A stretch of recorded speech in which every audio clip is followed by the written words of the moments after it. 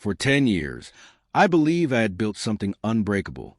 Every brick in our little suburban home carried a memory.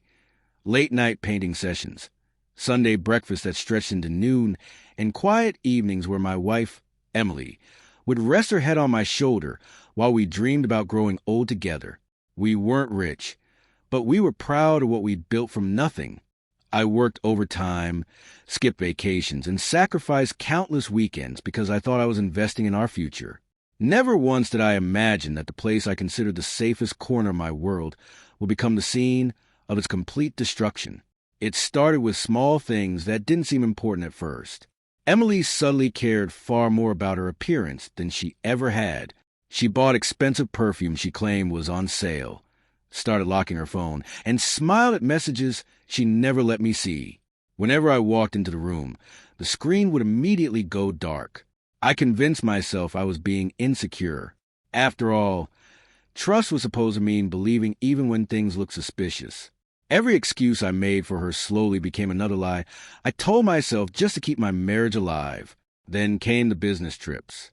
Emily worked in marketing, and suddenly she was traveling almost every other week. She always returned with stories about stressful meetings and difficult clients, but something felt rehearsed. One evening I noticed a hotel receipt tucked inside her purse.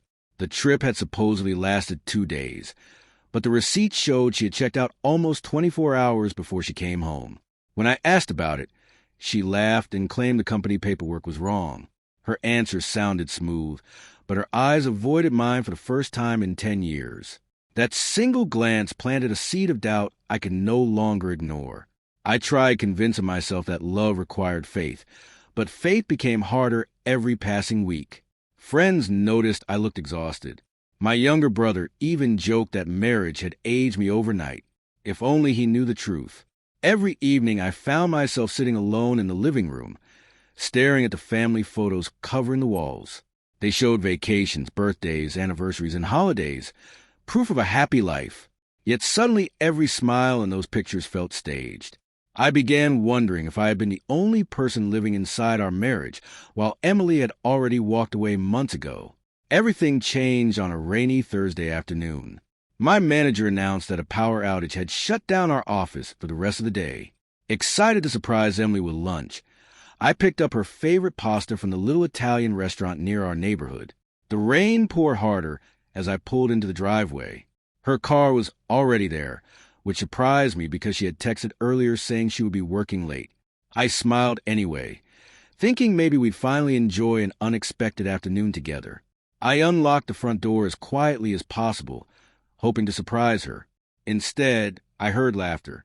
A man's laughter. It echoed from upstairs, the same hallway where our bedroom sat. At first, my brain refused to process what my ears were hearing. I climbed the staircase one step at a time, each footstep feeling heavier than the last. The bedroom door wasn't completely closed. Through the narrow opening, I saw Emily standing close to another man. They weren't talking about work. They weren't discussing business. They were embracing in the room we had painted together 10 years earlier, surrounded by wedding photos that still hung proudly on the walls. Time seemed to stop. My heartbeat became deafening, but neither of them noticed I was standing there. I could have screamed. I could have confronted them. Instead, something inside me went completely silent. I quietly stepped backward, took out my phone, and captured several photographs through the cracked doorway. Then I walked downstairs without making a sound. As I reached the front door, I looked back at the staircase one final time. Every dream I had built inside that house had collapsed within a matter of seconds. But strangely, I wasn't thinking about revenge anymore. I was thinking about something far more dangerous. How to make sure the truth would change both of their lives forever. I didn't go back upstairs. I got into my truck, drove to a nearby park, and sat there until sunset with my phone in my hand. I looked at the photos over and over, hoping my eyes had somehow deceived me. They hadn't. The woman I had trusted for a decade had invited another man into the only place that had ever truly felt like home. That night, I didn't return. Instead, I checked into a small hotel and called a divorce attorney the following morning. When I showed him the photos and explained everything, he told me something that changed my entire perspective. Don't act out of anger, he said. Act with patience. Let the facts speak for themselves. For the first time in days, I felt like I had a plan instead of just pain.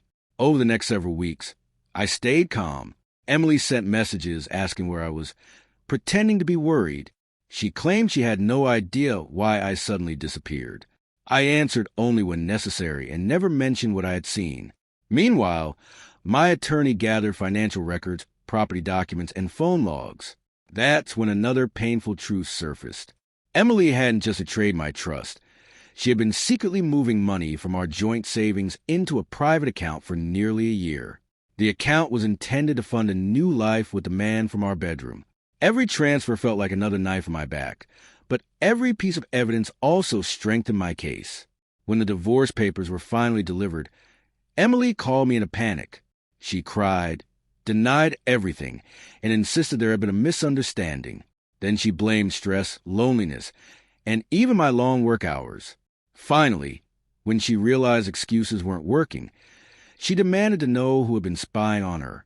I quietly placed the printed photographs on the kitchen table of the house we once shared. Her face turned pale before she even picked them up. She knew instantly that the truth had caught up with her. The confidence she once carried disappeared in seconds, replaced by complete silence. There was nothing left for either of us to say. The courtroom months later was nothing like the dramatic scenes shown in movies. It was quiet, professional, and brutally honest. Emily tried to argue for half of everything we owned, insisting she had contributed equally to our marriage. But the financial records, the hidden bank account, and the documented evidence of her deception told a different story. The judge carefully reviewed every document before delivering the decision. Because of her misconduct and the financial dishonesty, I kept the house I had spent years paying for, protected most of my savings, and walked away with far more than I had expected. Emily left the courtroom with tears in her eyes, while the man she had risked everything for wasn't anywhere to be seen.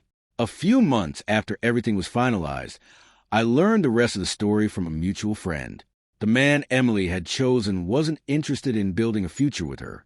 Once the divorce became public and the excitement disappeared, he ended the relationship almost immediately. The money she had secretly saved vanished on expensive trips, rent, and failed business ideas. Within a year, she had sold most of her belongings and moved into a small apartment across town.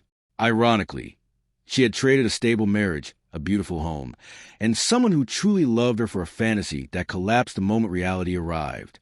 Sometimes betrayal doesn't need revenge. Its own consequences become the punishment. Today, the walls of that same house tell a different story. The wedding photos are gone, replaced by family pictures, travel memories, and reminders that life doesn't end when trust is broken. It took time to heal, but I eventually realized something important. The home I loved had never betrayed me. The person inside it had. Losing someone who never valued loyalty wasn't the greatest loss of my life. It was the greatest lesson.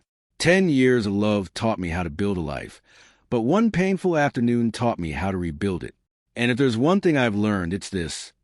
The strongest foundations aren't the ones that never crack. They're the ones you have the courage to rebuild after everything falls apart.